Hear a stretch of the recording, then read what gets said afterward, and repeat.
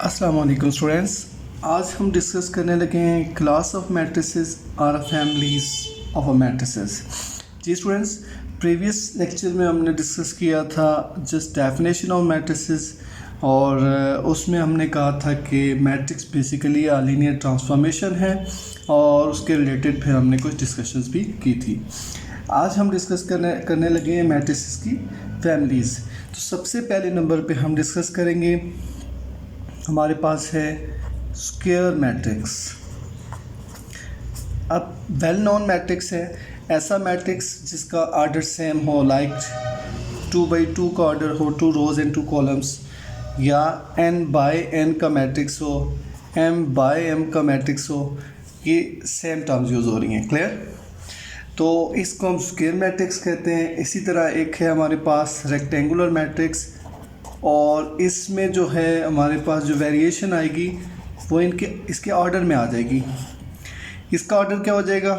2/1 या 1/2, 2/3 या 3/2। क्लियर? तो इस तरह के मैट्रिक्स को हम रेक्टेंगुलर मैट्रिक्स कहते हैं। उसके बाद हम यहाँ डिस्कस करने लगे हैं सिंगुलर मैट्रिक्स। सिंगुलर मैट्रिक्स, अब सिंगुलर मैट्रिक्स में क्या होता है कि अगर किसी मैट्रिक्स का हम डिटर्मिनेंट्स ले लें और वो ज़ीरो हो जाए तो ऐसे मैट्रिक्स को हम क्या कहते हैं? Singular matrix. और सेकंड वन याद रखिएगा, अगर इसका डिटर्मिनेंट नॉन ज़ीरो हो जाए, लाइक अ मैट्रिक्स है हमारे पास ए और इसका हम डिटर्मिनेंट लेने लगे वो नॉन ज़ीरो आ जाए तो which means that this is your non singular, non singular matrix. Clear? इसके बाद हम डिस्कस करेंगे हमारे पास मैट्रिक्स की सिमेट्री कब होती है, यानी कि सिमेट्रिक मैट्रिक्स। इसका मतलब ये होता है कि अगर आप किसी एक मैट्रिक्स का ट्रांसपोज ले लें और वापस वो वही मैट्रिक्स आ जाए। अब यहाँ क्वेश्चन रेज हो रहा है, what is transpose? What is transpose? Transpose mean that कि आपने क्या करना है, रोज को कॉलम में चेंज करना है या फिर कॉलम्स को रोज में चेंज करना है। क्लियर? तो इसको हम क्या कहते हैं? ट्रांसपोज कहते हैं। और अगर ये ट्रांसपोज किसके इक्वल आ जाए? वापस उसी मैट्रिक्स के इक्वल आ जाए, which means this is your matrix. उसके बाद नेक्स्ट वन ये है कि अगर आप ट्रांसपोज लेते हैं like A transpose this is -a, अगर नेगेटिव ए के इक्वल आ जाए तो इसको हम स्क्यू सिमेट्री का नाम कहते हैं, स्क्यू सिमेट्रिक। याद रखिएगा कि अगर ये पॉजिटिव ए आता है तो सिमेट्रिक है और अगर ये नेगेटिव ए आता है तो इसका मतलब है स्क्यू सिमेट्रिक। जी, उसके बाद हमारे पास नेक्स्ट वन है हार्मिशियंस। हार्मिशियन, अब हार्मिशियंस और सिमेट्रिक में फ़र्क क्या है? इसके लिए पहले इसका एक्सप्रेशन लिख लेता हूँ कि हमारे पास किसी मैट्रिक्स का पहले कंजुगेट लेंगे, फिर उसके बाद ट्रांसपोज लेंगे और वापस वही मैट्रिक्स आ जाए तो इसका मतलब है हार्मिशियन मैट्रिक्स। इसका मतलब क्या हो गया कि आपने क्या किया, यहाँ पे कंजुगेट टर्म्स यूज़ हो रही है। वही कब यूज़ करते हैं? जब आपके पास कोई कम्प्लेक्स नंबर हो, लाइक आपके पास एक मैट्रिक्स है जिसमें टर्म्स आ रही हों आयोटा 0 1 1 माइनस आयोटा, ठीक है, which means that this is your complex terms. ठीक है, आयोटा आ रहा है, ठीक है, इमेजिनरी पार्ट्स आ रहे हैं। तो जब इमेजिनरी नंबर्स होंगे या कम्प्लेक्स नंबर होंगे तो ऑन मैट्रिक्स का हम सिमेट्रिक नहीं फाइंड करेंगे बल्कि उनका हार्मिशियन फाइंड करेंगे।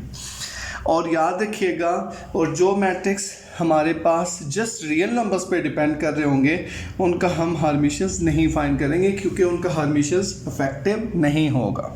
ठीक है, क्योंकि वो एक मैट्रिक्स है उसमें इमेजिनरी पार्ट ही नहीं है तो वहाँ इसका मतलब है कंजुगेट्स की इफेक्ट्स ही नहीं है, सो फिर हम उसको एज इट इज़ लिख लेंगे। क्लियर?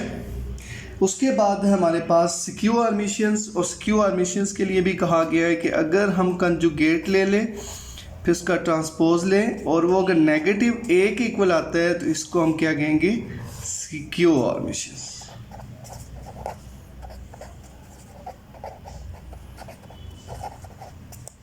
क्लियर जी। इसके बाद नेक्स्ट वन ये है हमारे पास आइडेम्पोटेंट। आइडेम्पोटेंट में ये होता है कि अगर आप किसी मैट्रिक्स का स्क्वायर लेते हैं, like a square this is a, तो इसका मतलब है कि स्क्वायर लेने के बाद वो वापस वही मैट्रिक्स आ जाए, तो ऐसे मैट्रिक्स को आइडेम्पोटेंट मैट्रिक्स कहते हैं। ठीक है, आइडेम्पोटेंट्स के लिए एक एग्जांपल ले लेते हैं। उसने कहा से हमारे पास लेट ए हमने ले लिया है 0 and 1।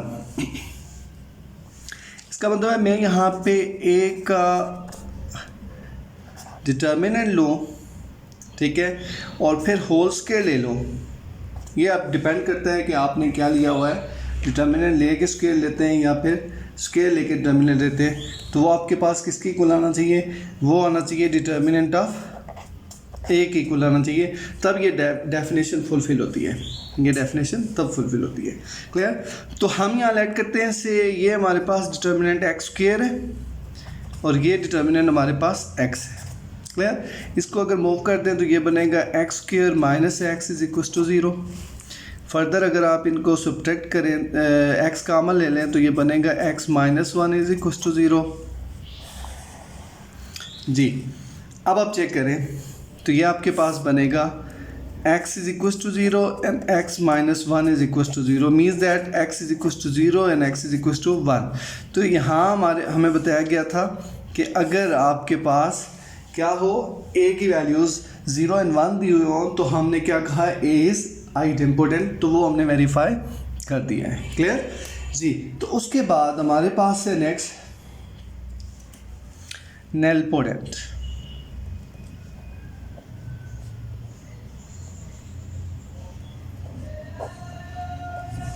नेलपोटेंट में ये होता है कि आपने क्या करना है, किसी मैट्रिक्स को आपस में मल्टीप्लाई तब तक करते रहें जब तक उसका सलूशन क्या नहीं आता, उसका सलूशन 0 नहीं आता। लाइक इसकी पावर n कर लें।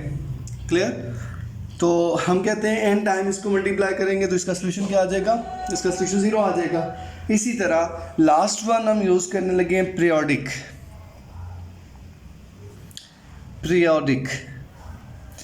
अब पीरियोडिक में क्या करना होता है, ये भी नेलपोटेंट की तरह का ही है कि a की power k plus 1 this is equal to a।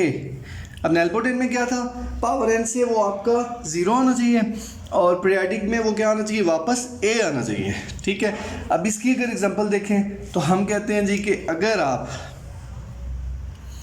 a का क्यूब ले लें और वो a आ रहा हो, तो आपसे पूछा जाए कि इसका पीरियड क्या है, तो पीरियड बेसिकली ये जो k होता है ये हमारे पास पीरियड होता है। ठीक है।